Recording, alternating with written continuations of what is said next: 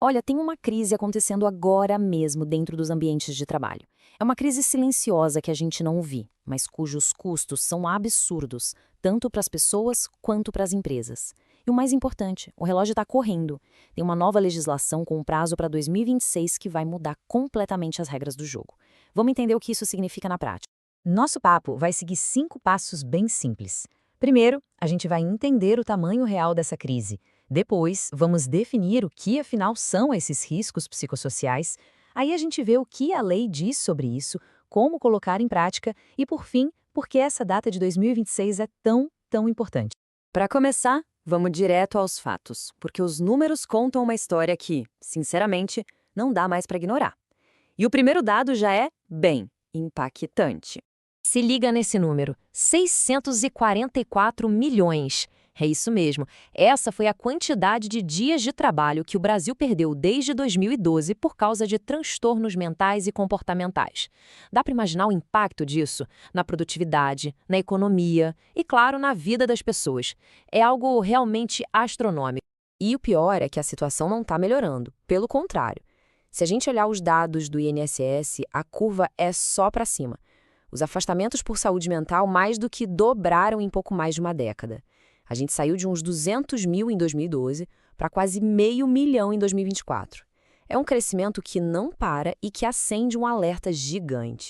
E não é um problema só nosso, não. A Organização Mundial da Saúde e a Organização Internacional do Trabalho já avisaram. 1 em cada 8 pessoas no mundo sofre com algum transtorno mental. É uma realidade global que está muito ligada ao jeito como a gente vive e, principalmente, ao jeito como a gente trabalha. Ok, já entendemos o tamanho do problema, mas de onde ele vem? A resposta está nesse conceito-chave: riscos psicossociais.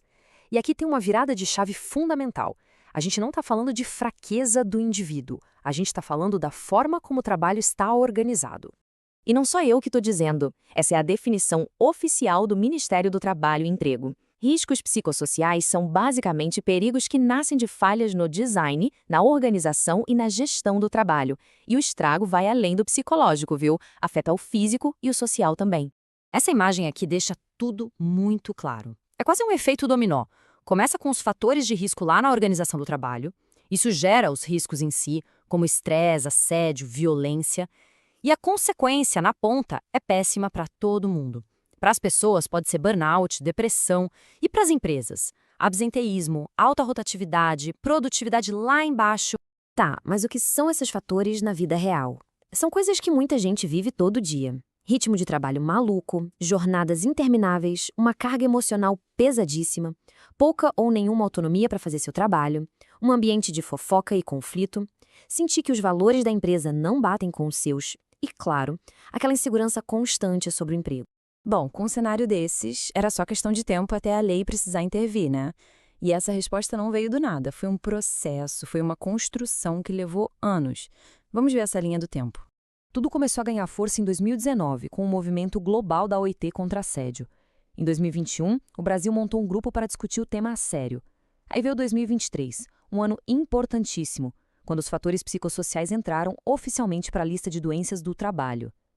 Isso abriu caminho para que em 2024 a NR1 fosse atualizada, colocando o termo fatores de risco psicossociais com todas as letras na norma. E agora, a gente tem um prazo final. E o texto da lei da NR1 não deixa nenhuma dúvida. Está escrito lá, preto no branco. O gerenciamento de riscos ocupacionais deve incluir os fatores de risco psicossociais. Percebe?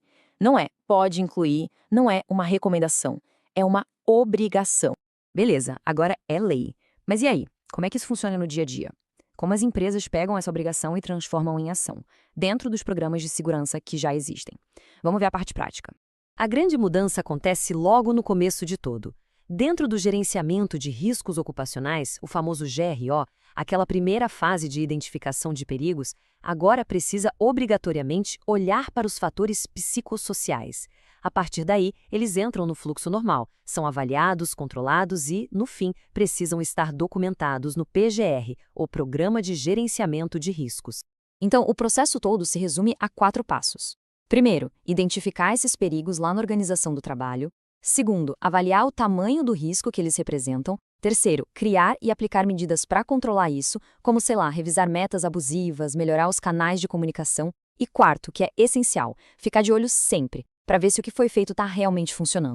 E aqui, pessoal, está o ponto talvez mais crucial de toda essa conversa.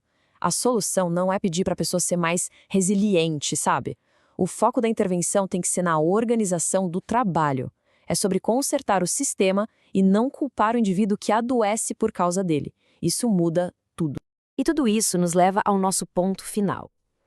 Tudo que a gente conversou até agora tem uma data para acontecer. Uma data que está bem mais perto do que a gente imagina. Grava bem essa data, maio de 2026. Esse é o prazo final para todas as empresas se adequarem a essa nova realidade da NR1. Pode parecer que tem tempo, mas acredite, a tarefa é complexa. A preparação precisa começar ontem. E isso tudo nos deixa com uma pergunta no ar, que na verdade é um chamado para a ação. Diante de tudo isso, da crise, da clareza da lei, do prazo chegando, a questão que fica é: será que as organizações estão mesmo se preparando para 2026? Fica aí a reflexão.